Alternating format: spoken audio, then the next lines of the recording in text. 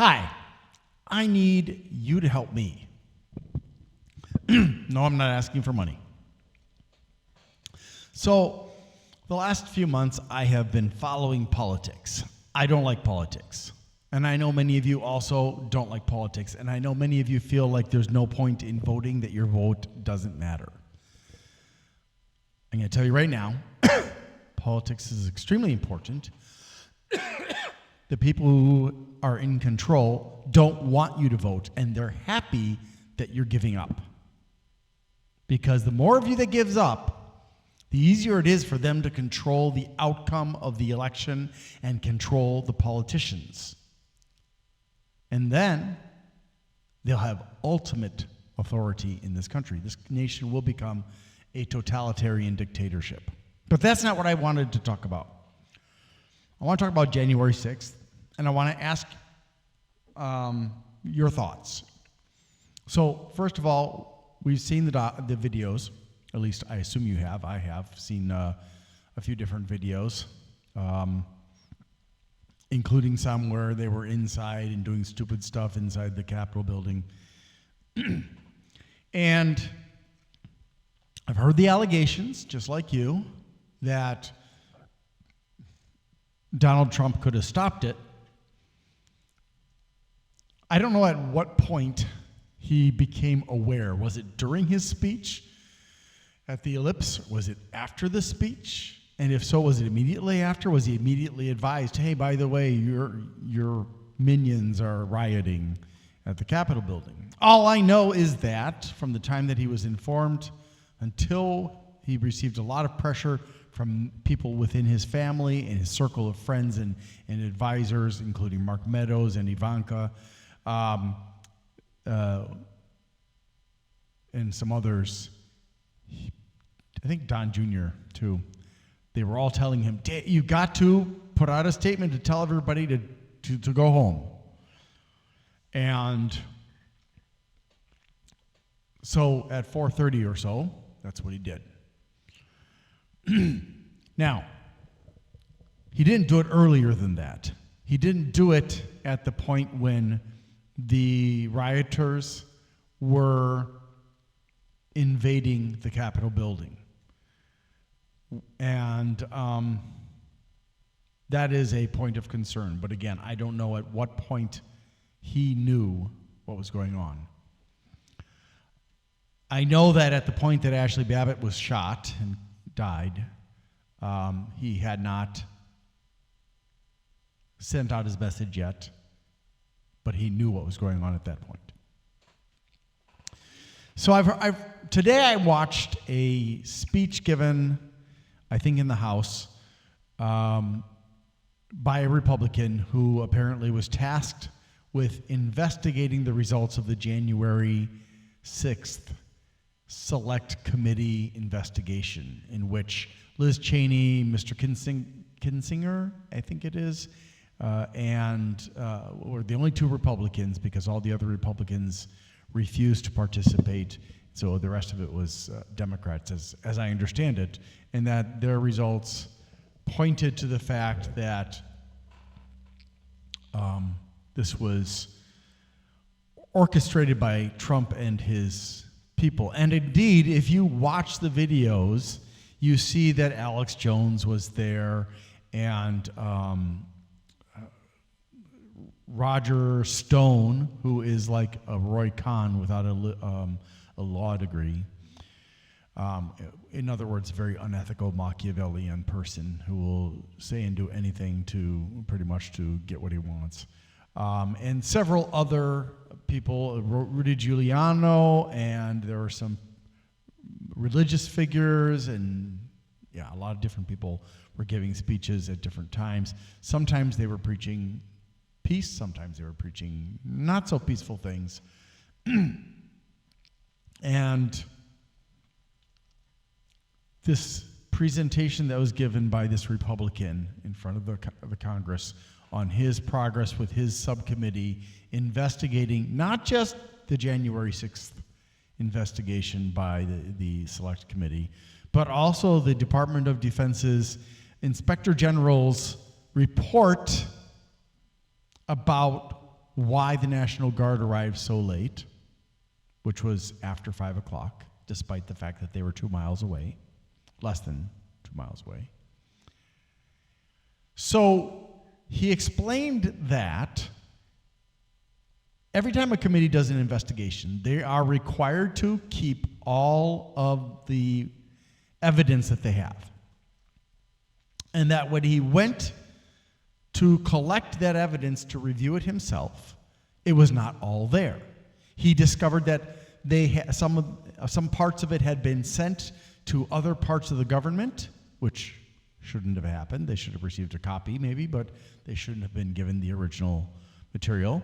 He discovered that a lot of other things were missing. Now, this is all his allegations. I haven't investigated further to find out if what he's saying is true or just BS. But this is what he was stating.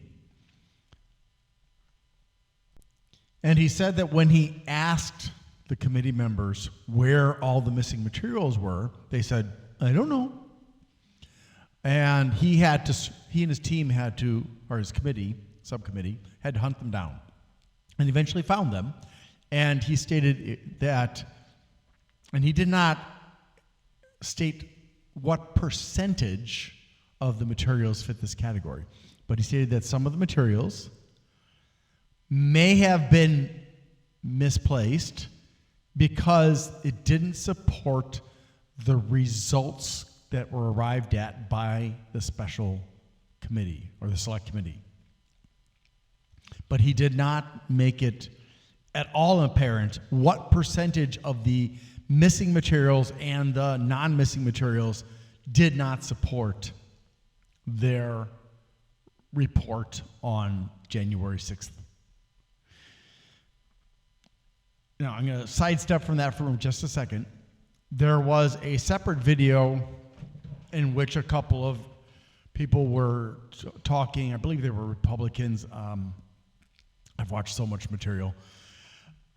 And they were talking about the fact that, or they alleged that there were agitators in the crowd that were put there, I believe they said by the FBI. Now, since the days of Hoover being in charge of the FBI, it has been a tactic of divide and conquer and luring people into, entrapping people, which is actually illegal, into doing things that they wouldn't have otherwise done. Now, I don't know if there were, well, not if, but I'm sure there were agitators there. Maybe from the FBI, maybe from some other government organization, maybe from a non-governmental organization or NGO, maybe from a foreign power. Who knows? There's no way to say.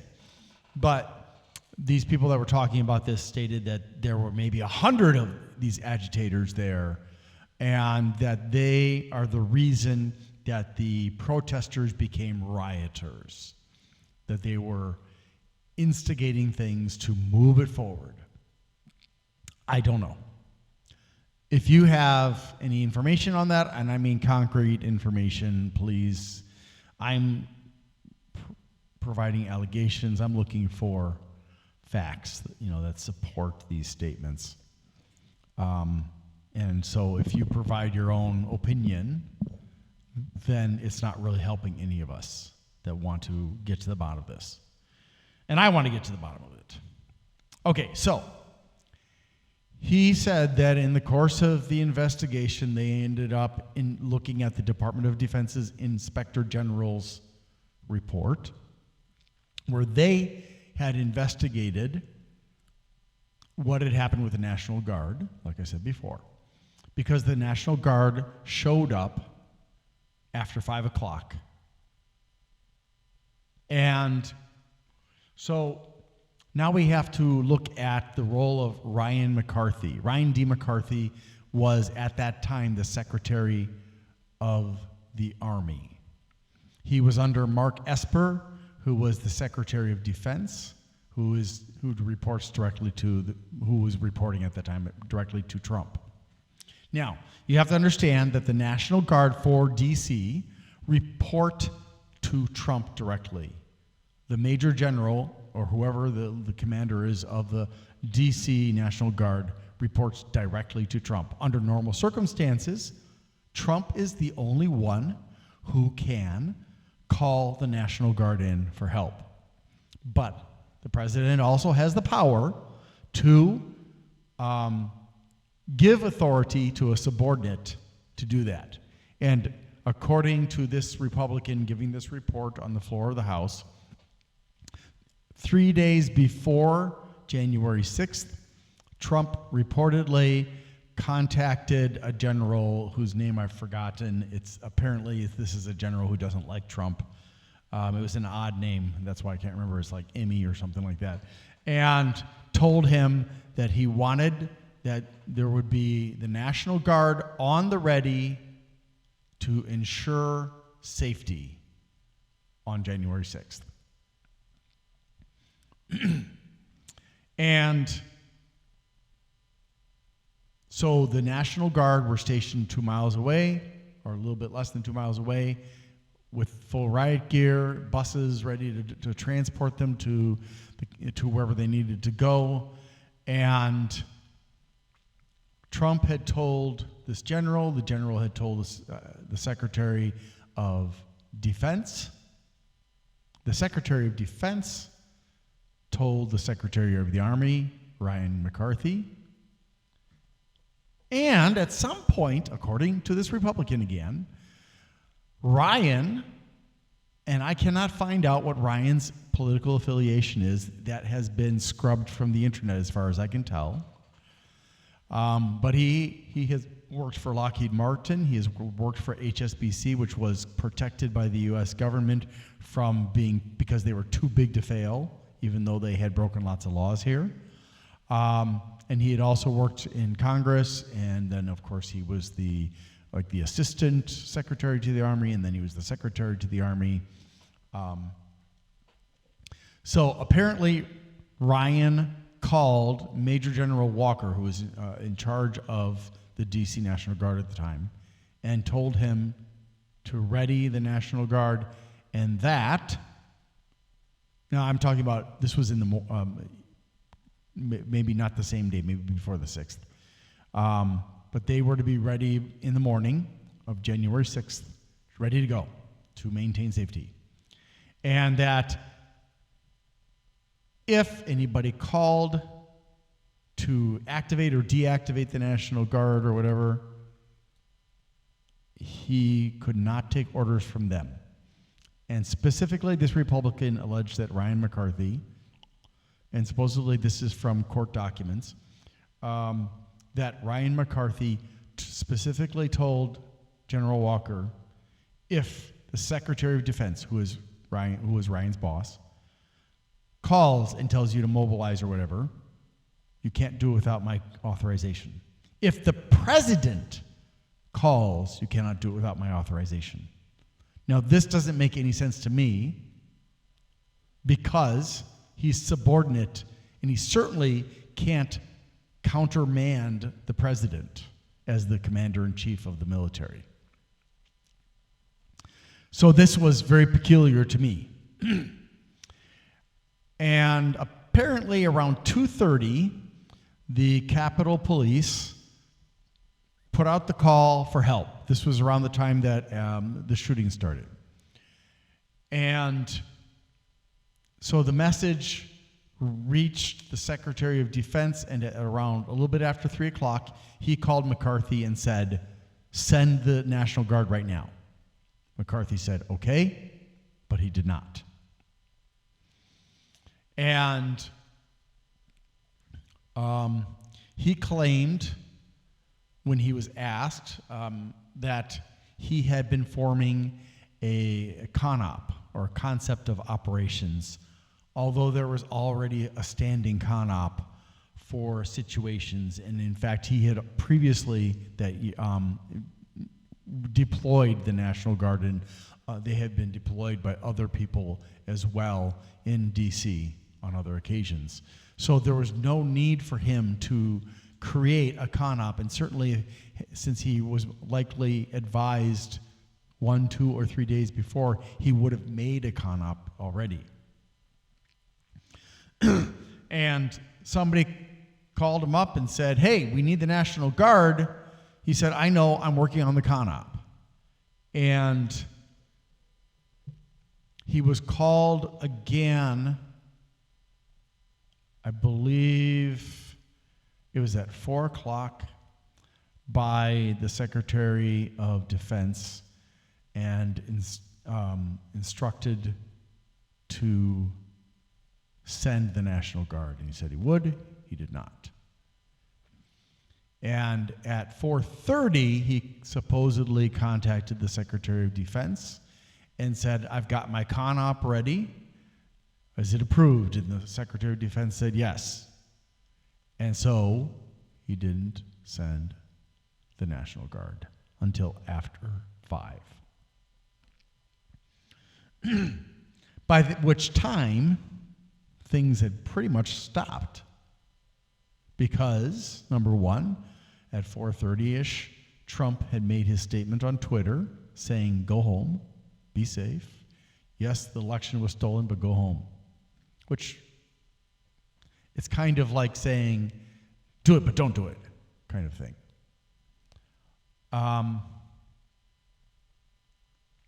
And then there were police from nearby police forces that were sent in to help get rid of the rioters. And there were a lot of them. In one of the videos I watched, there were a lot of them. In fact, I think that was the Journeyman Pictures video. That was the only one in which I saw that all those police had come in. So the police didn't arrive, the National Guard didn't arrive until after 5. So I think it was at 5:08 that Ryan finally told Major General Walker to send the National Guard. And, you know, the Major General had people breathing down his neck about why he wasn't sending them. Additionally, during various testimonies that Mr. McCarthy gave, I'm not sure he deserves the title Mr., but he certainly doesn't deserve a better title than that. He perjured himself. His story changed again and again and again. As evidence was shown to refute his statements, his statement changed and then changed. So clearly he was covering something up. And returning to the Republican whose name I don't know that did this report, the Department of Defense's investigative report according to him, allegedly ignored the evidence provided with the report. So the report said one thing, but it contradicted what the evidence showed, according to this Republican who was the head of the subcommittee that was investigating all of this stuff. And the Republican said, I don't know why they did that. It doesn't make any sense.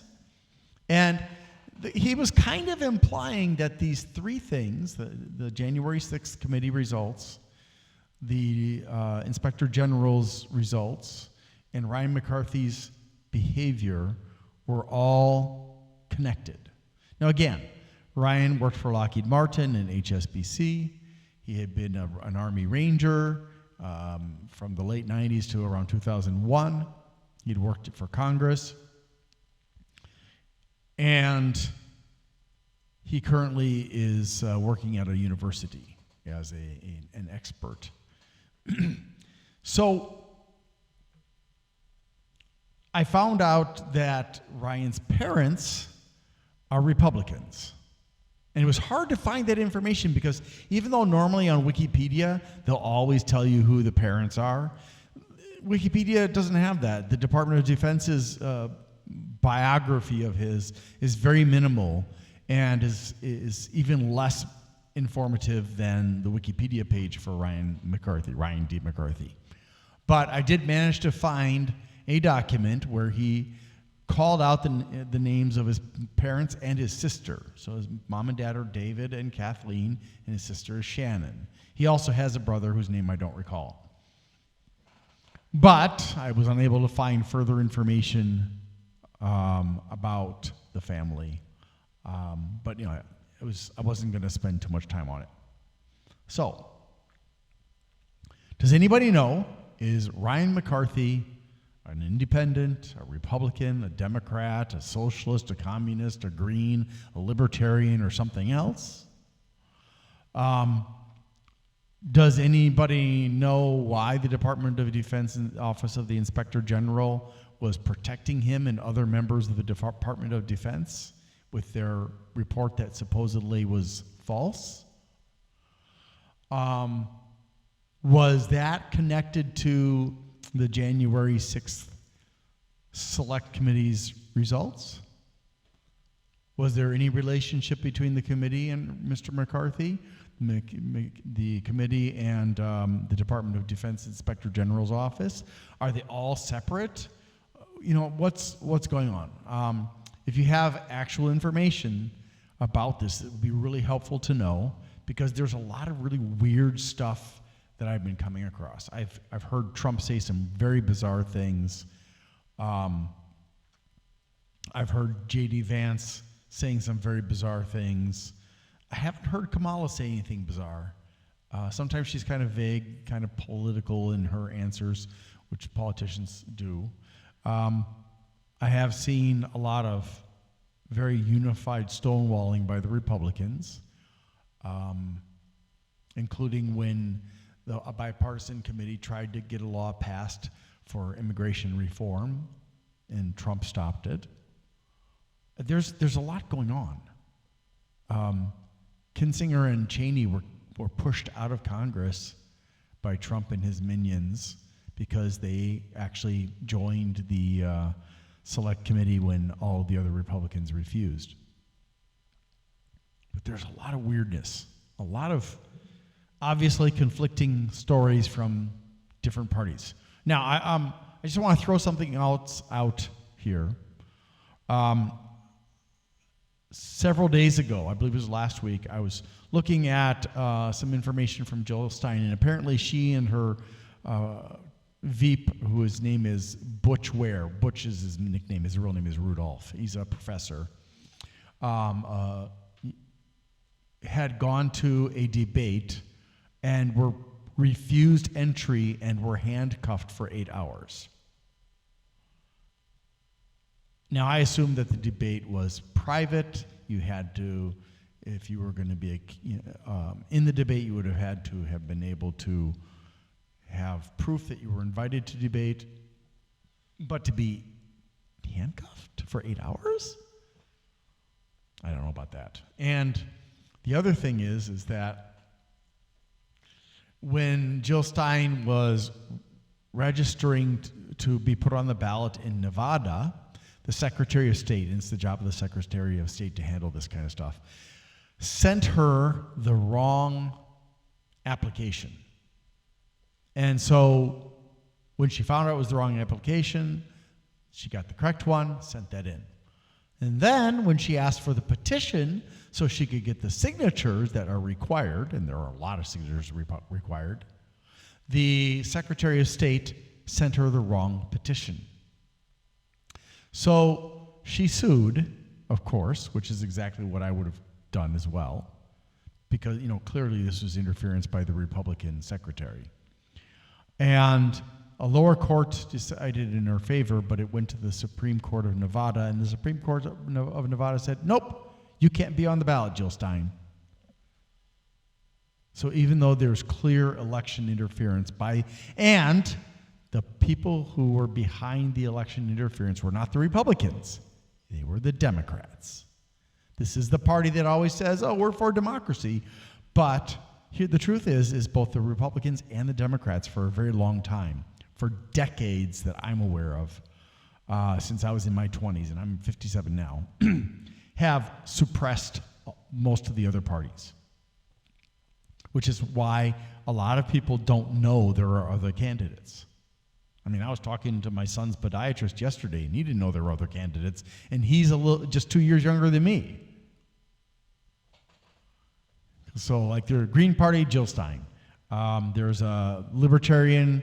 There's an independent, Cornell West, who is a professor. There is Marianne Williamson. I don't remember what party she's in. And there are a bunch of others. But most people don't know they exist. And the laws have been rigged in such a way as to make it extremely difficult to get on the ballot in most states. And some states actively not only suppress voter rights, but they also suppress third-party candidate rights. So just wanted to throw that out there. This specifically happened because of the Democrats, but the Republicans are doing the same thing. Over 50,000 voters in North Carolina have been disenfranchised, including students in university. And there are apparently efforts by some Republicans to collect voter records for various states, especially swing states, in order to try to disenfranchise people who would vote against Trump. Those are the allegations anyway. So if you have information about this whole thing with January 6th and what Ryan McCarthy did to prevent the National Guard from protecting the Capitol building when they could very well have stopped the invasion of the Capitol building, please share facts with me. No opinions. I don't need opinions. There are lots of opinions already out there. Thank you so much for watching. I look forward to hearing information. No fighting. I have no tolerance for fighting. Everyone must be civil. Anyone who's not civil will be dismissed from my channel. Be nice. Thanks so much for watching and have a great day. So I have two theories. The first theory, okay, is based on the fact that Ryan McCarthy was appointed by Trump. And the fact that Ryan instructed Major General Walker not to take orders from anybody else, including the President and the Secretary of Defense, without his express permission, suggests that he was working on the order of Trump. And the point was to give the mob enough time to take control of the Capitol and control of the vote. And that somebody was informing him that it was still up in the air until the point where he finally sent the National Guard in. So that's the first theory. So that meant that he was a Republican stooge, kind of like Oliver North during Reagan's administration, who, by the way, is very rich right now and works in the private sector, benefiting greatly from his loyalty to Reagan and that administration by being given well-paid jobs. So that's the first theory. The second theory is that the Department of Defense did not like Trump, and with or without the involvement of the FBI, they decided to allow a riot to occur or instigate the riot if necessary, and not have the National Guard go in a timely manner so that things could get out of hand enough that it would make Trump look very bad.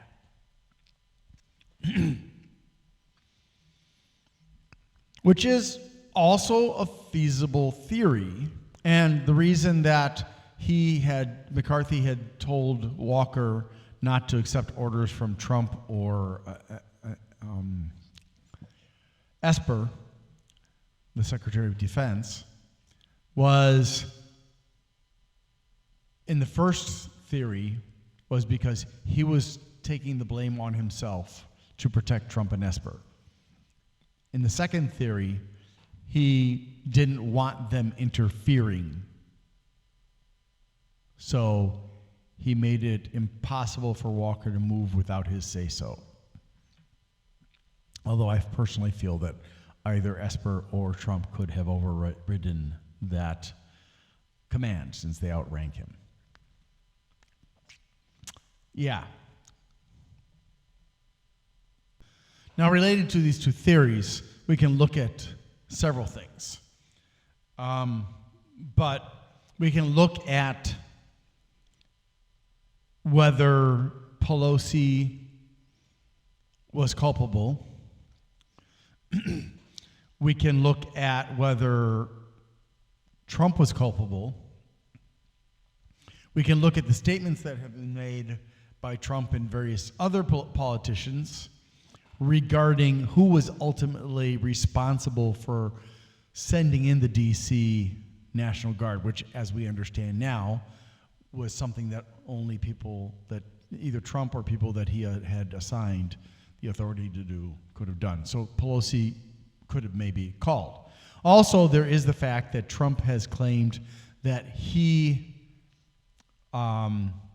had authorized, I forgot the number that I heard him say in a clip, but he made a claim that he had authorized, I think it was like 10,000 National Guards. I don't know how many National Guards were actually on standby. Maybe that's what he was talking about. And he blamed that on Pelosi and other people, that they did not get deployed. But in actuality, Pelosi didn't have authority over the National Guard. So these are all things to consider. Hi, thank you for watching my video.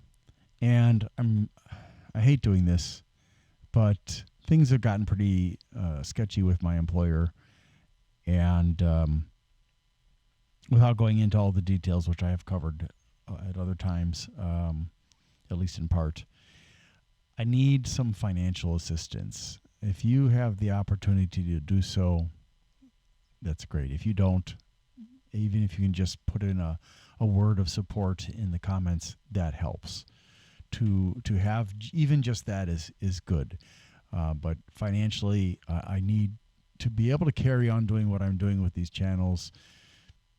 Not so much this channel, not so much the Eclectician channel, which is mostly just me learning about stuff and sharing it with you, but with my Glenn's Fast Reviews channel, where most of what you see that I review, I've purchased myself, or I've gotten at a food pantry, or somebody gave to me because they know I do reviews.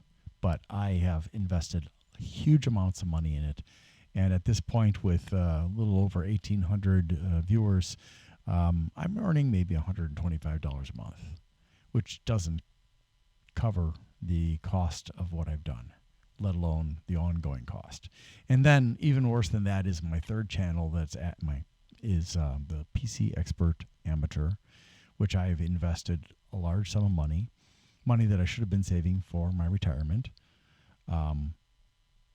because I wanted to be able to present a lot of information about fans and air coolers and water coolers for computers and other things as well. And in order to do that, I had two choices. I either had to make deals with manufacturers and sell my soul, or stick to my ethics and pay for things myself in order to not be beholden to somebody and not feel like, oh, I owe them. So yeah, it's pretty costly. And with the situation with my employer, Amazon, in which the workers' compensation company Sedgwick refuses to fix my shoulder, which was injured at work over a period of months last year because Amazon's management refused to abide by their own policies to provide me support. may end up having to pay for the surgery myself with the help of my insurance, and that will still be very expensive. And then I would be out of work for at least a month. So switching to another job, it would be hard, because if I come to you and I say, hey, I want to work for you, and you're like really interested in me, and then I say, oh, by the way, in the near future, I'm going to be having a shoulder replacement, so I will probably be out of work for a month. You're probably going to say, I'll pass, thanks, though. Which would actually be illegal, and you won't tell me that's why you're not choosing me. But, it is a problem, especially with me being as old as I am. I'm almost 58. So if you could please, if you can either go to the my YouTube channel, Glenn's Fast Reviews, and you can make any kind of a donation on there, any size, any time you want, through that, because that's my monetized channel. Or you can go to patreon.com. That's patreon.com/Glenn M.I.I. That's GLENNMII. And you can make a recurring donation.